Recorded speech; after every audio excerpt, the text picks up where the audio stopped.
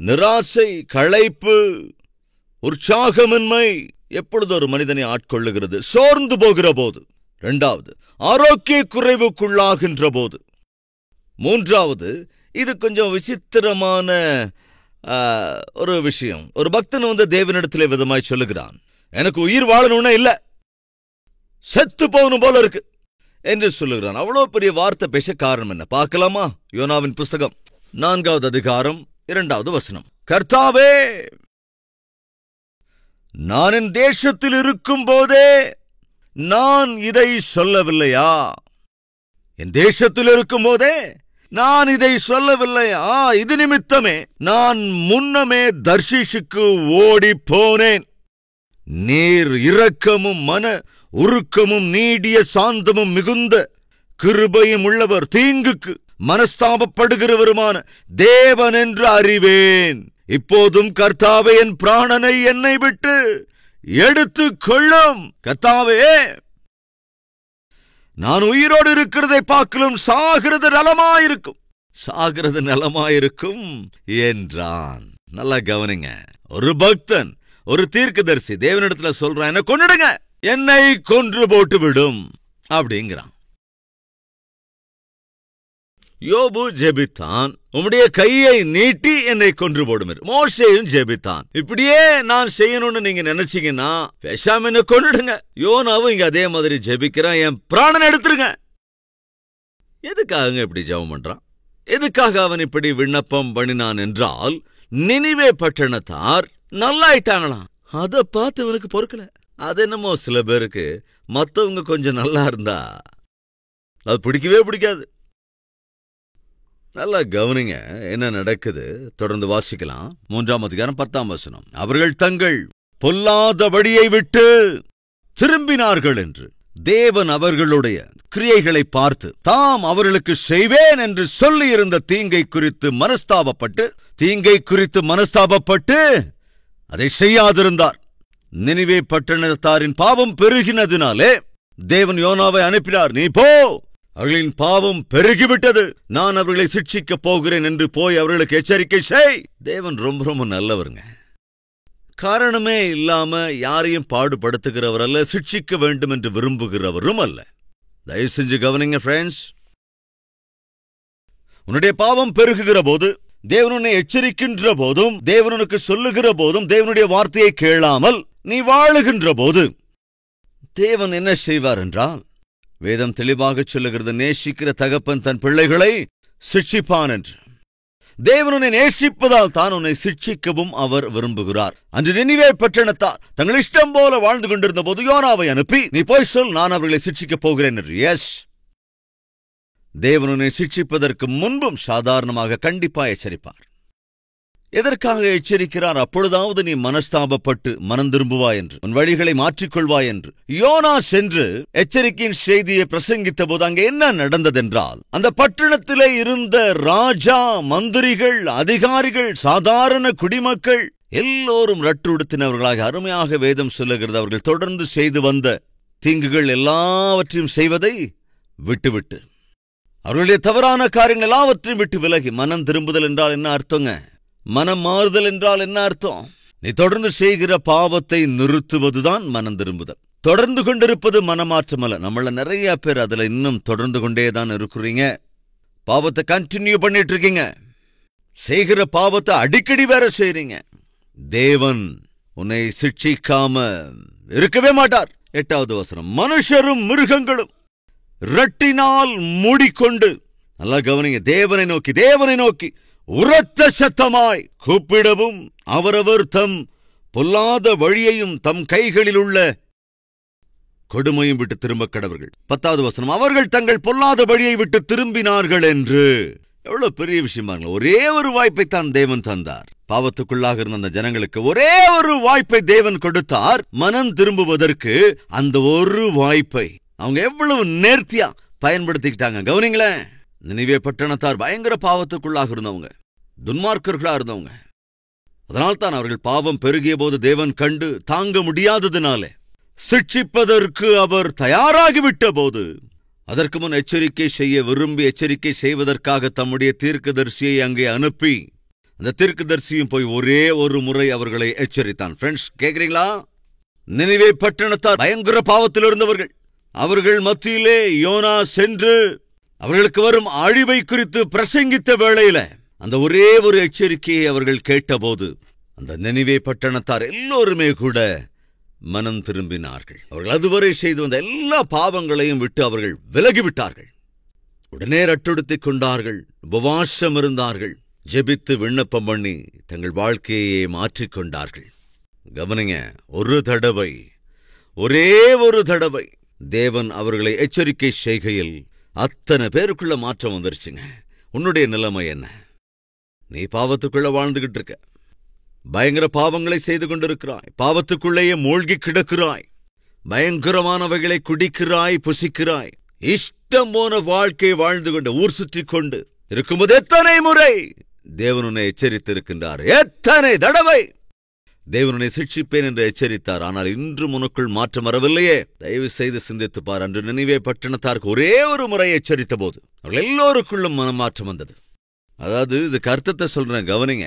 எத்தனை முறை தேவன் உன்னை எச்சரித்த போதும் உனக்குள் மனமாற்றம் வரவில்லை என்றால் உன்னுடைய மனம் செத்தது போலாகிவிட்டது. உன்னுடைய மனசாட்சி செத்து போய்விட்டது. ஜாக்கிரதை! எத்தனையோ தடவை கண்டித்தாலும் கீழ்ப்படியாத குணம் இருக்கிறவர்கள் எந்த எச்சரிக்கையும் இல்லாமல் திடீரென்று அழிவுக்கு ஆளாவார்கள். நீதிமொழிகள் 29வது அதிகாரம் 1வது வசனத்தினுடைய சாராம்சம் இது. எத்தனை முறை எச்சரிக்கை செய்தாலும் உனக்குள் மனமாற்றம் வரவில்லை. எத்தனை முறை தேவனை கண்டித்தாலும் உனக்குள் மனம் மாற்றம் வரவே இல்லை. போட்ட இடத்துல போடுற மாதிரி நீ அதே இடத்துல தான் இருந்துகிட்டு இருக்க. பேச்சில் எந்த மாற்றமும் வரல, செயல்கள்ல எந்த மாற்றமும் இல்ல, பழக்க வழக்கங்கள் எந்த மாற்றமும் இல்ல, உன்னுடைய நடவடிக்கைகளையோ உன்னுடைய வாழ்க்கையிலேயோ ஆவிக்குரிய காரியங்களோ மாற்றம் இல்லாமல் வாழ்ந்து கொண்டிருக்கிறாய். அதே பாவங்கள் தான், அதே பாவ பேச்சுக்கள், அதே பாவ கிரியைகள், அதே பாவ பார்வைகள், அதே பாவத்தின் சிந்தைகள். இப்படியே எத்தனை காலம்? ஒரு முறை எச்சரித்த வேளையில நினிவே பட்டணத்தார் எல்லோரும் உபவாசம் இருந்து எல்லோரும் தங்கள் பாவத்தை விட்டு விலகி ரட்டுடுத்திக் கொண்டு மனஸ்தாபப்பட்டு மனம் திரும்பிய போது தேவன் அவர்களுக்கு செய்ய நினைத்திருந்த தீங்கு எல்லாவற்றையும் செய்யாமல் அதை விட்டுவிட்டு நினிவே பட்டணத்தாரை மன்னித்து விட்டார். என் தேவன் சிட்சிப்பதற்கு விரும்புகிறவர் அல்ல, என் தேவன் மன்னிப்பதிலே சந்தோஷப்படுகின்றவர், தயாராக இருக்கின்றவர். நமத்தில் யாரும் இருக்கிறீர்களா? எத்தனையோ தரம் தேவன் எச்சரித்துக் கொண்டிருக்கிற போதும் மனம் திரும்பாமல் பாவத்தில் தொடர்ந்து கொண்டிருக்கிற யாரும் இருக்கிறீர்களா? ஒருவேளை இதுதான் உனக்கு கடைசி வாய்ப்போ என்னவோ, கடைசி எச்சரிக்கையோ என்னவோ.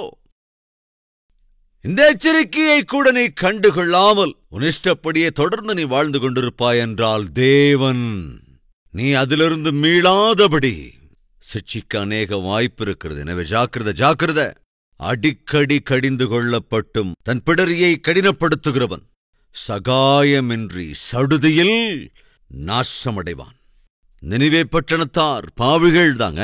ஆனால் யோனாஸ் என்று எச்சரிக்கை செய்த வேளையில் எல்லோருமே மாறிவிட்டார்கள். எல்லோரும் மனம் திரும்பிய போது யோனா, எல்லோரும் நல்வழிக்கு வந்தபோது, எல்லோரும் இப்போ சுகமா சௌக்கியமா சந்தோஷமா ஆவிக்குரிய வாழ்க்கைக்குள்ள வந்தபோது யோனா என்ன பண்ணிருக்கணும்? அதை பார்த்து சந்தோஷப்பட்டிருக்கணும்.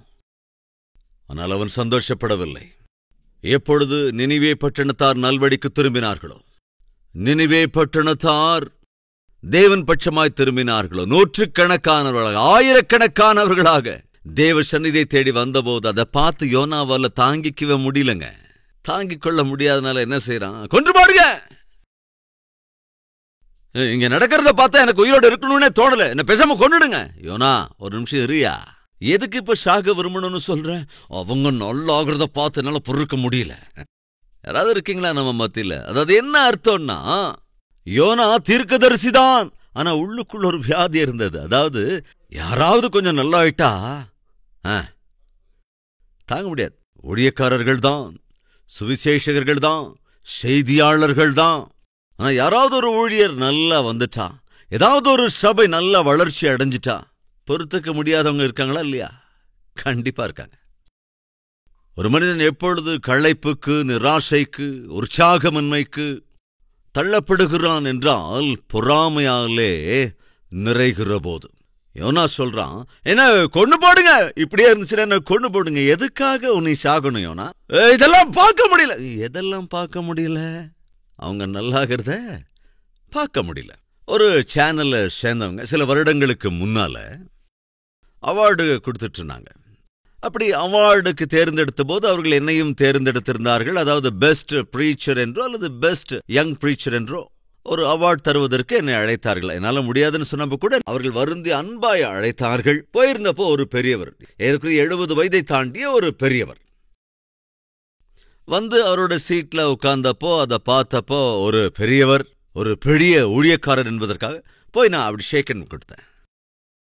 இப்ப நடந்த விஷயம் இல்லை, ஏறக்குறைய ஒரு 7-8 வருஷங்களுக்கு முன்னால அவர்கிட்ட ஷேக்கன் கொடுக்க போனப்போ யாரோ நினைச்சு டக்குன்னு அவர் கையை நீட்டிட்டு என்ன பார்த்ததும் அப்படின்னு முகத்தை திருப்பிட்டு அந்த பக்கம் உட்கார்ந்துட்டாருங்க. ஷேக்கன் கூட கொடுக்கறதுக்கு அவருக்கு மனசு வரல. காரணம் என்ன? பொறாம. என்ன ஆமாங்க? பொறாம. அவருக்குள்ள இருந்தது என்ன? பொறாம. என்னை விட இந்த பையனோட சபை ரொம்ப பெருசா வளர்ந்துருச்சு. பொறாம. ஊழியக்காரங்களுக்குள்ள பொறாமை இல்லையா? இருக்குதுங்க. சுவிசேஷர்களுக்குள்ள பொறாமை இல்லையா? இருக்குங்க. சபை மேய்ப்பர்களுக்கு பொறாமை இருக்காதா? இருக்குங்க. சாமானிய மனிதருக்கு பொறாமை இருக்காதா? கண்டிப்பா இருக்குங்க. இங்க இப்ப கவனிங்க, யோனா தீர்க்கதரிசியான யோனாவுக்கு பொறாமை இருந்து அந்த பொறாமை எந்த அளவுக்கு கூட்டிட்டு போகுதுன்னா, விஷம் செத்து போடுறேன். இதே மாதிரி இவங்கெல்லாம் அப்படியே மாறிக்கிட்டே இருந்தா நானு என்னன்னு சொல்றதுங்க? மற்றவங்க நல்லா இருக்கிறத பார்த்து எதுக்குங்க பொறாமப்படணும்? இருக்கீங்களா நம்ம மத்தியில யாராவது? மற்றவங்க நல்லானா அதை பொறுத்துக்க முடியாத பார்வையுள்ளவர்கள். மற்றவங்க சந்தோஷமா இருந்தா அதை பொறுத்துக்கவே முடியறதில்ல. அடுத்த குடும்பத்தார் நல்லா சந்தோஷமா இருந்தா பொறுத்துக்க முடியறதில்ல. யாருக்காவது ப்ரமோஷன் வந்துட்டா அதை பொறுத்துக்கவே முடியறதில்ல. யாராவது கணவன் மனைவி 2 பேரும் ரொம்ப அன்பா இருந்துகிட்டா போதும், அவ்வளவுதான், காக்கா மாதிரி. அது என்னமோ பார்க்க முடியறதே கிடையாது. ஒருபோதும் நல்லதல்ல. தேவன் உனக்கு தேவையான கொடுத்திருக்காரா? சந்தோஷப்பட சகோதரனே, சந்தோஷப்பட சகோதரியே. ஆண்டவர்கிட்ட ஸ்கூட்டர் வேணும்னு கேட்ட கொடுத்துட்டாரு, சந்தோஷமாரு. பக்கத்து வீட்டுக்கார கார் வாங்கினா உனக்கு என்ன? ஆண்டவர்கிட்ட வேலை வேணும்னு கேட்ட, என்னன்னு கேட்ட? ஆண்டவர் எனக்கு ஒரு 30,000 சம்பளத்துல ஒரு வேலை போதும் ஆண்டவரை அப்படின்னு ஜெபம் பண்ணிக்கிட்டே இருந்தேன். தேவன் இறக்கம் காண்பித்து 30,000 ரூபாய் சம்பளத்துக்கு ஒரு வேலையை உனக்கு கொடுத்துட்டாரு. சந்தோஷமா ஜாயினிங் லெட்டரை எடுத்துட்டு வந்து ஹாஸ்டலுக்குள்ள அப்படி நுழையிற. உன் ரூம்மேட்டு கூட காத்துக்கிட்டு இருக்காரு, நீ எப்ப வருவ அப்படின்னு காத்துக்கிட்டு இருக்காரு. டே ஒரு குட் நியூஸ் அப்படின்னு அவனும் கூட எனக்கு ஒரு குட் நியூஸ் அப்படின்னா, என்னது? எனக்கு வேலை கிடைச்சு. உனக்கு வேலை கிடைச்சா? ஆமா எனக்கு வேலை கிடைச்சிருச்சு, எனக்கு 30,000 ரூபாய் சம்பளத்துல வேலை. உடனே ஒரு ரூம்மேட் சந்தோஷமா சொல்றாரு, எனக்கு 40,000 ஜாப். 40,000 ரூபாயில ஜாப்? சேச்சா, என்ன வாழ்க்கை அது? ஒண்ணுக்கு உதவாத வாழ்க்கை. எதுக்கு இந்த மாதிரிலாம் தோணுது? ஒருவேளை அவருக்கு இன்னும் வேலை கிடைக்கலன்னா, அப்பா கவனிச்சாடா, உனக்கெல்லாம் இன்னும் வேலை கிடைக்கல, எனக்கு 30,000 ஒரு வேலை கிடைச்சிருக்கு. இத்தனைக்கு ஒரே ஒரு இன்டர்வியூ, கை மேல வேலை. மனிதனுக்குள்ள இருக்கிற முதல்ல இருந்தே இருக்கிற ஒரு வியாதி. அது என்ன வியாதினா, நான் நல்லா இருந்தா போதும், வேற யாரும் இந்த உலகத்துல நல்லா இருக்க கூடாது. இந்த வியாதி என்ன செய்யும் தெரியுமா? கவனிங்க ஃப்ரெண்ட்ஸ், கொன்னு போட்டுடும். உன்னோட அமைதி எல்லாத்தையும் கெடுத்து போட்டுடும், நிம்மதி இல்லாம செஞ்சிரும், சந்தோஷம் இல்லாம செஞ்சிரும், சுத்தி இருக்கிறவங்களோட சமாதானம் இல்லாதபடி செஞ்சிரும், நிம்மதியான வாழ்க்கை வாழ முடியாதபடி செஞ்சிரும். ஒரு கட்டத்துல அது உன்னை காலியா பண்ணிடும். யோனா வந்து சொல்றான், என்ன கொன்னுடுங்க, வாழணும்னா இல்ல ஆண்டவரே. என்னாச்சு யோனா, ஏன் இப்படி திடீர்னு இப்படி பேசுற? எனக்கு தெரியும் நீங்க இப்படிதான் செய்வீங்க தெரியும். என்ன செஞ்சா? அவங்க மனம் திரும்பி மன்னிப்பு கேட்டாங்க, நான் அவங்கள மன்னிச்சுட்டேன். ஆமா, அதனால இப்ப அவங்க நல்லா ஆயிட்டாங்க. நல்லா ஆனதை என்னால பொறுத்துக்கவே முடியல. அது பாவம் யோனாவுக்கு டென்ஷன். நம்ம மத்தியில யாராவது இருக்கீங்களா? மத்தவங்க கொஞ்சம் நல்லா ஆயிட்டா பார்க்கவே முடியாத, பொறுத்துக்கவே முடியாத தன்மை யாருக்காவது இருக்கா? இருக்குங்க. யோனாவை போன்ற ஒரு பெரிய தீர்க்கதரிசிக்கே இருந்தப்போ நம்மள மாதிரி. என்னுடைய கேள்வி, நம்ம என்ன பெரிய ஆட்களாங்க? ஆனா நல்லது அல்லவே அல்ல. நல்லதல்லங்க நிராசை. நம்மள நிறைய பேருக்கு அந்த நிராசை இருக்கு, உற்சாகமின்மை இருக்கு, வாழ்க்கையின் மீது விரக்தி இருக்கிறது. காரணம் என்ன? தேவனுனை ஆசீர்வதிக்காததால் அல்ல, தேவனுனை ஆசீர்வதித்திருக்கிறார். ஆனா உன்னுடைய வியாதி என்னன்னா, உன்னை விட உன் பக்கத்துல இருக்கிறவங்க கொஞ்சம் அதிகமா ஆசீர்வதிக்கப்பட்டுட்டு அதை பொறுத்துக்க முடியல. அதுவும் வியாதி. அதுதான் உன் நிராசைக்கு காரணம். அதுதான் உன்னுடைய உற்சாகமின்மைக்கு காரணம். உன்னிடம் உள்ளதை அனுபவிப்பதை விட்டுவிட்டு உன் பக்கத்துல இருக்கிறவங்க அனுபவிக்கிறத பார்த்து அதை பொறுத்துக்க முடியாததால செத்து போகணும்னு நினைக்கிற. யோனாவுக்கு அந்த வியாதி தாங்க இருந்தது. அவங்க நல்லா இருந்தப்போ அதை பொறுத்துக்கவே முடியல. ஏதாவது இருக்கீங்களா நம்ம மத்தியில் மற்றவங்க நல்லா இருக்கிறத பொறுத்துக்க முடியாதவங்க? அந்த வியாதி உன்னை கொன்று போட்டு விடும். அதை இன்று நீ மேற்கொள்ள வேண்டும். களைத்து போகிற போது. 2வது, ஆரோக்கிய குறைவு ஏற்படுகிற போது. 3வது, பொறாமையோடு இருக்கிற போது. 4வது, அவமானங்களை எதிர்கொள்ளுகிற போது. எரேமியாவின் புஸ்தகம் 20வது அதிகாரம் 10வது வசனம். அநேகர் சொல்லும் அவதூறை கேட்டேன். பயம் சூழ்ந்திருந்தது.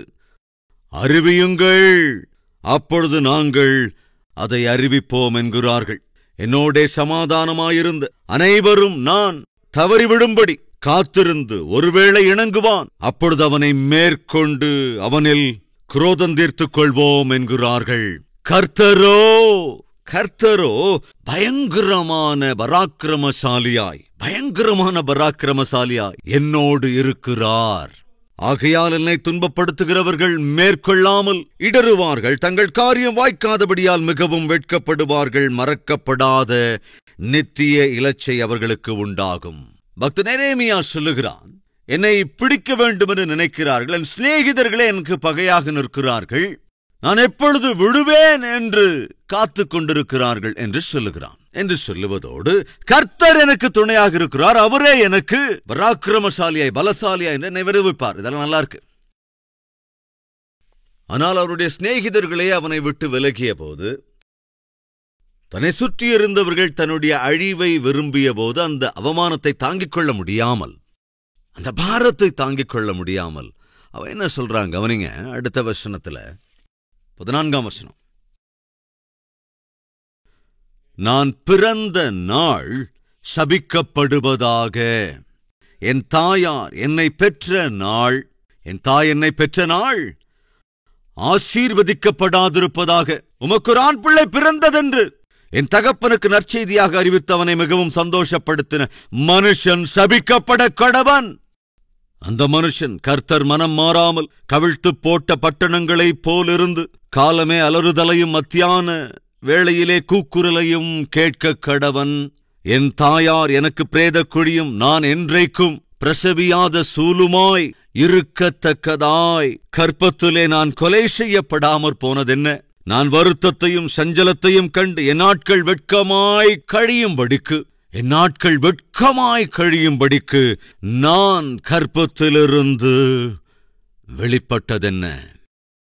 என் தாயின் கர்ப்பத்திலேயே செத்திருந்தால் நன்றாயிருந்திருக்கும் அப்படின்னு சொன்னது யாருங்க? தீர்க்கதரிசியான எரேமியா சொல்கிறான்.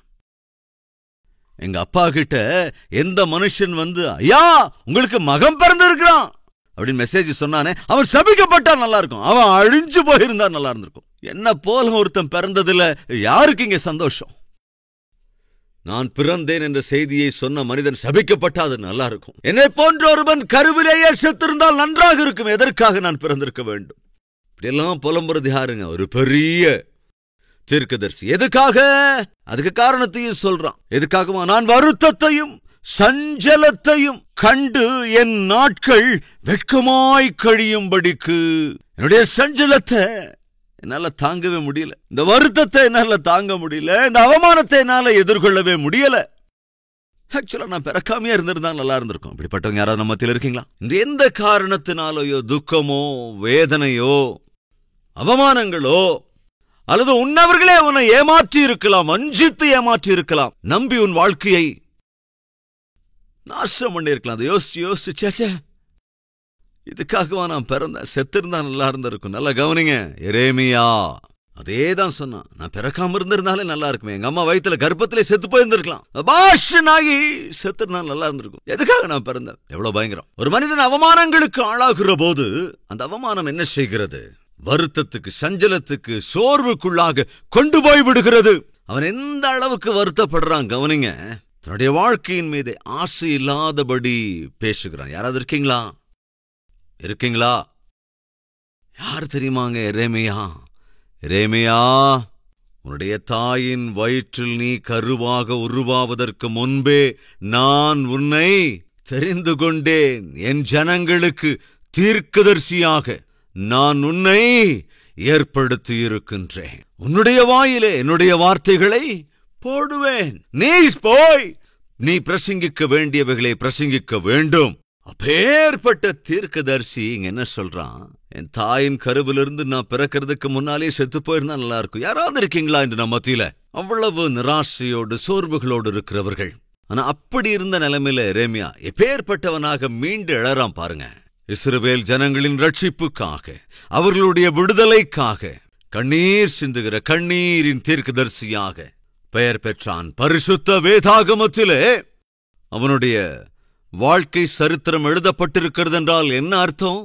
பேர்பட்ட ஒரு பெரிய வாழ்க்கையை வாழ்ந்தான். ஃப்ரெண்ட்ஸ், நிறைவு செய்ய போகிறேன். களைத்து போயிருக்கிற போது, சுகவீனத்திற்குள்ளாகிற போது, பொறாமைக்குள்ளாக ஆகிற போது, அவமானங்களை எதிர்கொள்ளுகிற போது, தொடர்ந்து அபாயத்திற்கு ஆளாகிற போது, ஆபத்துக்குள்ளாகிற போது, அதிக பசியோடு இருக்கிற போது, மனிதனுக்கு என்ன யோசனை வரும்னா, செத்துறது பெட்டர். கொன்று போடுவேன், 24 மணி நேரத்திற்குள் உன்னை கொன்று விடுவேன் என்று சவால் விட்டால் ஏசபேல். எலியா போன்றவனுக்கு முன்னால் ஒரு அபாயம், எலியாவை போன்றவனுக்கு முன்னால் ஆபத்து. சுமார் 150 கிலோமீட்டர் தூரம் ஓடு ஓடு ஓடென்று ஓடினான். 150 கிலோமீட்டர் தூரம் ஓடி பிரயாணம் செய்து பசியோடு கூட இருக்கிறான், டயர்டா இருக்கிறான். அதுக்கப்புறமும் இன்னொரு 30 கிலோமீட்டர் தூரம் பிரயாணம் பண்ணி ஒரு வனாந்தரத்துக்குள்ள போறான். பட்டினியில துடிக்கும் போது அவனுக்குள்ள என்ன யோசனை வருது? செத்துட்டா பெட்டரா இருக்குமோ? தயவு செஞ்சு கவனிங்க. நீ பட்டினி பசியோடு இருக்கும்போது சாத்தான் வந்து சோதிப்பான். ஏசு கிறிஸ்து 40 நாள் இரவும் பகலும் உபவாசம் இருந்து பசியோடு இருந்த போதுதான், சரீரத்திலே களைப்போடு இருந்த வேளையில்தான் சாத்தான் வந்து ஏசு கிறிஸ்துவையே சோதித்தான். என்று நம்ம மத்தியிலே யாராவது இருக்கிறீங்களா? சரியான சம்பளம் இல்லாததால அட்லீஸ்ட் 2 வேளையாவது நல்லா சாப்பிடக்கூடிய வாய்ப்பு இல்லாம பசி பட்டினில கவலையோடு இருக்கிறவங்க யாராவது இருக்கீங்களா? இருந்தா கவனிங்க, தயவு செஞ்சு கவனிங்க.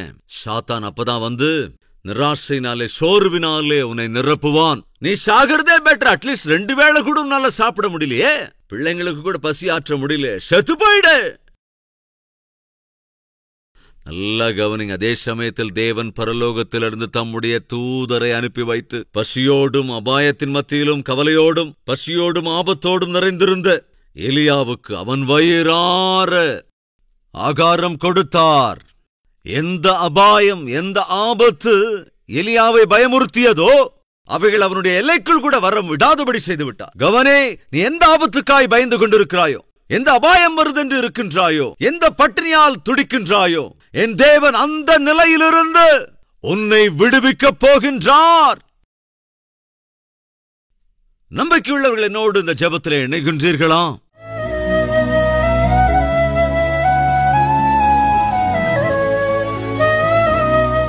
பரிசுத்தமுள்ள பிதாவே, ஒரு மனிதன் நிராசை, களைப்பு, சோர்வுக்குள்ளாக எப்பொழுது செல்லுவான்? சோர்ந்து போகிற போது, சுகவீனத்துக்குள்ளாகிற போது, பொறாமைக்குள்ளாகிற போது, ஆபத்துக்குள்ளாகிற போது, அவமானங்களை சந்திக்கிற போது, சோரின்றி பட்டினியிலே தவிக்கிற போது. அப்பா, அப்படிப்பட்ட சூழலுக்கு தள்ளப்பட்டு உம்முடைய பிள்ளைகள் எல்லோரையும் நீர் ரட்சித்திருக்கிறீர், மீட்டெடுத்திருக்கிறீர், இரக்கம் காண்பித்தீர். அதே போல இந்த வேளையிலும் உம்முடைய சந்நிதியில விண்ணப்பம் பண்ணி, ஏசப்பா எனக்கு இறங்குங்க, இயேசுவே எனக்கு தயை பாராட்டுங்க, இயேசுவே என்னை ஆசீர்வதிங்க. சோர்விலிருந்து, களைப்பிலிருந்து, மரணத்துக்கு ஏதுவான விரக்தியிலிருந்து என்னை விடுதலை செய்யுங்க என்று விண்ணப்பம் பண்ணுகிற ஒவ்வொருவரையும் இந்த வேளையில நீ தரிசிக்க வேண்டும் என்று இயேசு கிறிஸ்துவின் நாமத்தில் வேண்டிக் கொள்ளுகிறோம் பிதாவே. ஆமென்.